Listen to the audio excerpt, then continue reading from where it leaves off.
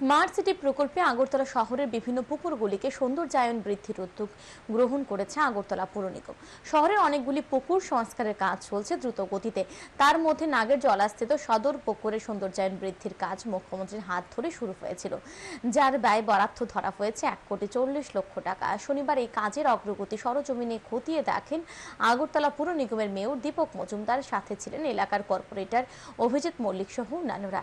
উল্লেখ্য, দীর্ঘদিন ধরে এই পুকুরটি পরিত্যক্ত অবস্থায় ছিল। পৌর নিগমের মেয়রের তৎপরতায় অবশেষে পুকুরটি ব্যবহারযোগ্য করে তোলা হচ্ছে। আগামী 1 মাসের মধ্যেই পুকুরটি উদ্বোধন হতে পারে বলে জানান নিগমের মেয়র দীপক মজুমদার। পাশাপাশি এদিন মিলন চক্র মন্ত্রীবাড়ির পুকুরটি পরিদর্শন করেছেন নিগমের মেয়র। এই পুকুরটি সংস্কারের জন্য ব্যয় বরাদ্দ ধরা হয়েছে 1,20,00,000 টাকা।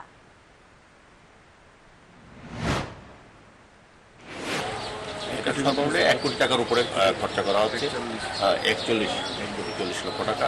এটা মাননীয় মুখ্যমন্ত্রী আমাদেরকে স্পেশাল ফান্ড দিয়েছেন, আমাদের পৌর নিগম আমরা সহযোগিতা করি, সার্বিকভাবে এই কাজটা হচ্ছে।